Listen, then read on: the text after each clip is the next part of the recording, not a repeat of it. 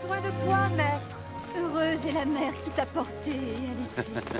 Heureux plutôt ceux qui écoutent la parole de Dieu et qui l'observent.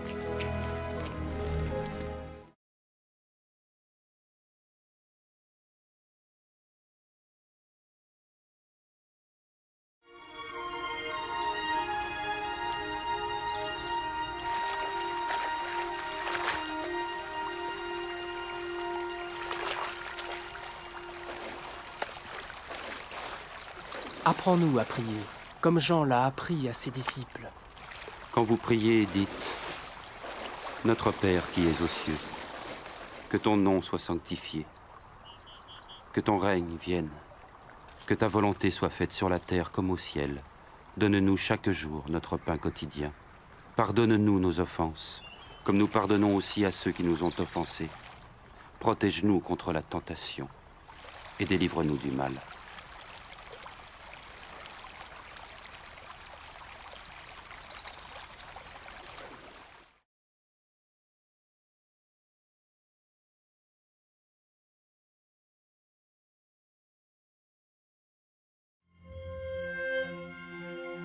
Dans les Saintes Écritures, Dieu déclare que le Messie viendrait pour être le sauveur du monde. La vie de Jésus prouve qu'il est bien celui dont les prophètes avaient parlé. Ésaïe a prophétisé que la Vierge deviendrait enceinte et qu'elle enfanterait un fils. Des siècles plus tard, la naissance de Jésus accomplissait cette prophétie.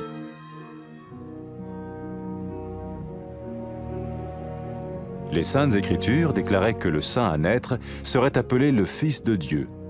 Cela signifiait que Jésus serait le Fils de Dieu au sens spirituel et non au sens physique. Nous le voyons par sa manière de vivre. Il a guéri des malades, il a pardonné leurs péchés, les a ramenés à Dieu et leur a promis une place dans le royaume éternel de Dieu. Il s'est offert lui-même en sacrifice pour le péché à leur place. Puis il est revenu à la vie, victorieux sur la mort selon le plan de Dieu. Jésus a dit « Personne ne me prend la vie, mais je la donne de ma propre volonté. » La vie de Jésus n'a pas seulement accompli les écrits des prophètes, mais elle a aussi confirmé la vérité de la sainte parole de Dieu. Les prophètes avaient écrit « Ta parole, ô mon Dieu, est parfaite, elle dure à toujours. » Jésus lui-même a dit « Le ciel et la terre disparaîtront, tandis que mes paroles ne disparaîtront jamais. » Jésus est venu pour nous donner la vie dans toute sa plénitude. Et quand l'homme a désobéi à Dieu dans le jardin d'Éden, il a choisi sa propre voie et ses actions l'ont séparé du Créateur.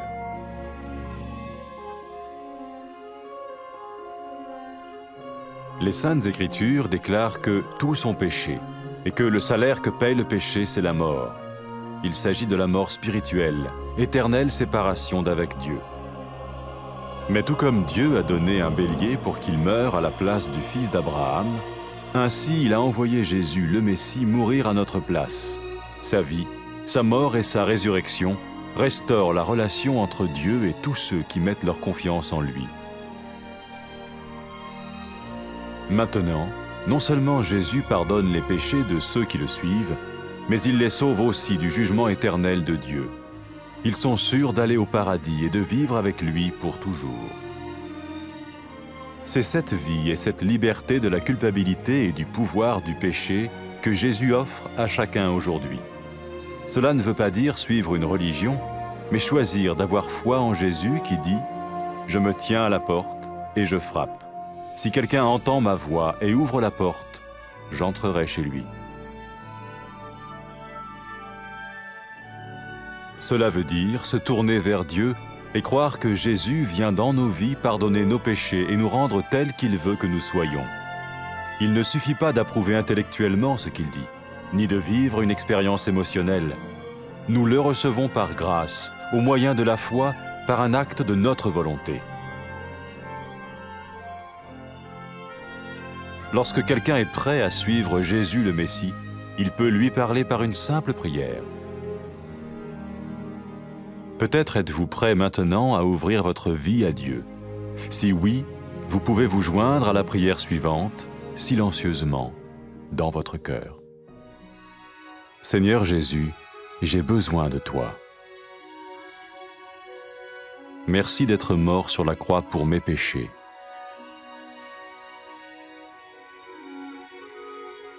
Je confesse mes péchés et je m'en repens.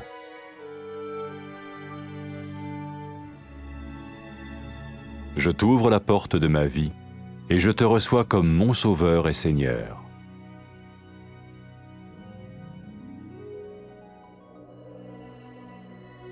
Merci de me pardonner mes péchés et de me donner la vie éternelle.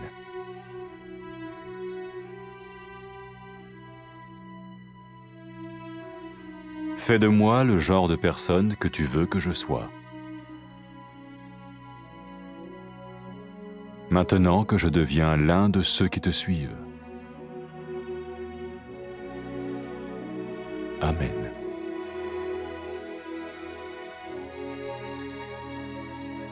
Jésus a dit à propos de ses disciples, « Mes brebis écoutent ma voix, je les connais et elles me suivent. » Pour expérimenter la vie en abondance promise par Jésus, ceux qui le suivent parlent à Dieu chaque jour dans la prière et lisent ou écoutent sa parole. Ils parlent de lui à d'autres personnes et rencontrent régulièrement ceux qui l'aiment et le suivent. N'oubliez pas sa merveilleuse promesse. Tout pouvoir m'a été donné dans le ciel et sur la terre. Et sachez-le, je vais être avec vous tous les jours, jusqu'à la fin du monde.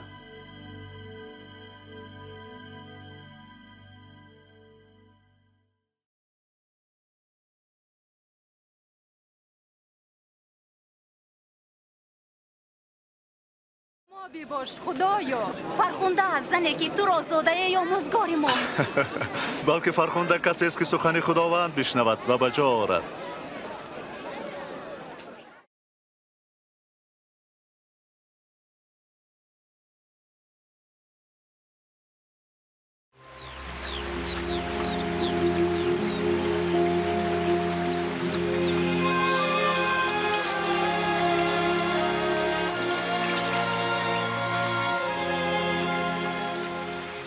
به ما طریق عبادت بیاموز چنان که یحیی آموخته بود.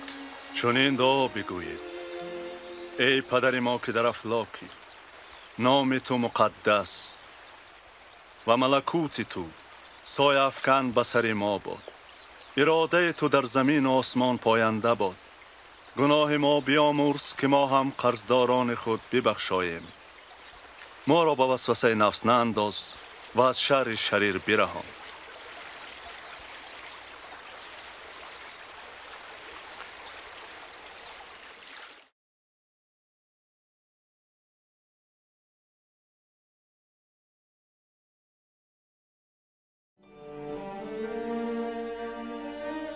در نوشته‌های مقدس خدا اعلان کرد که مسیح می آید تا نجات دهنده جهان شود.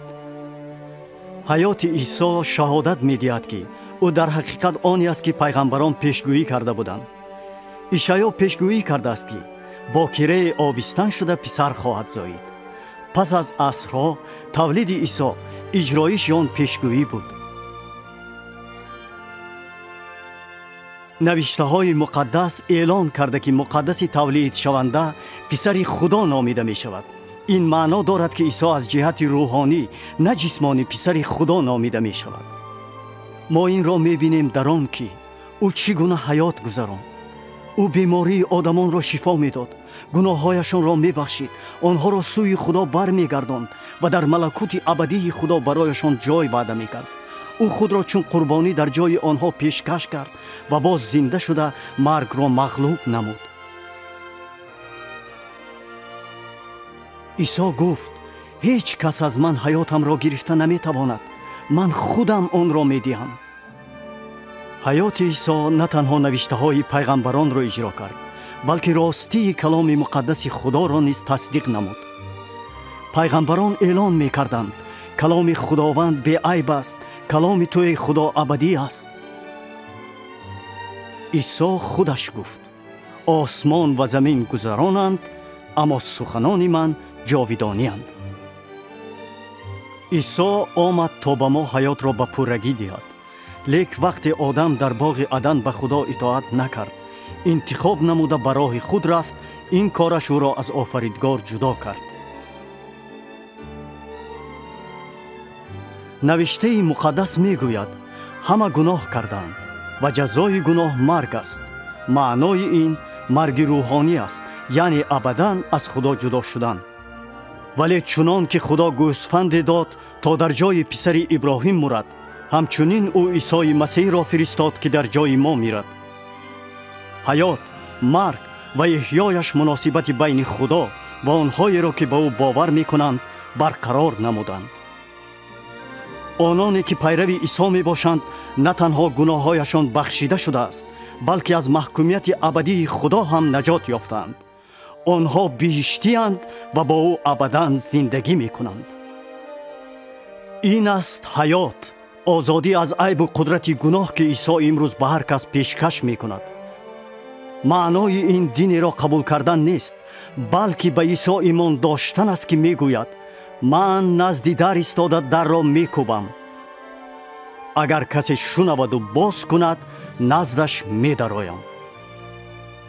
معنای این سوی خدا برگشتن و به عیسی توکل نمودن که به حیات ما آید تا گناههایمان را بخشد و ما را آنسان نماید که می خواهد.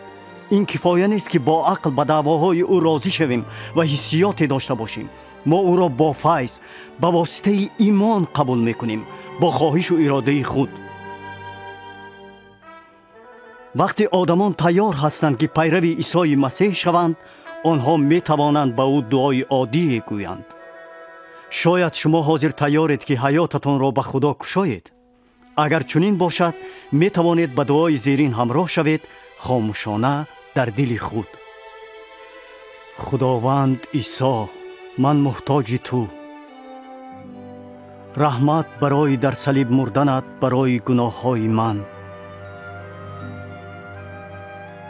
من به گناههایم اقرار می شوم و توبه می کنم. من در حیاتم را می کشایم و تو را چون نجات دهنده و خداوندم قبول می کنم.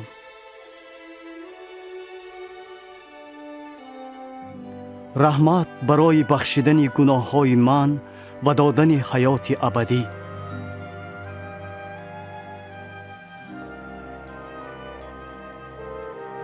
مرا همان آدمی ساز که خودت می‌خواهی، چون من پیروی تو می‌شوم. آمین.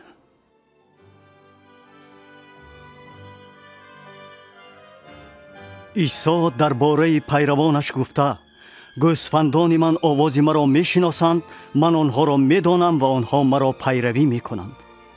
برای چشیدن حیات پررو و فراوان که عیسی وعده کرده بود، پیروانش با خدا هر روز در دعا و خواندن کلامش گپ میزنند. آنها به دیگران آیید او نقل میکنند و همیشه با آنهای وامی خورند که او را دوست میدارند و پیروی میکنند. وعده زیبای او را در یاد داشته باشید. همه قدرت در آسمان و زمین به من داده شده است و اینک من با تویم همیشه تا آخر جهان.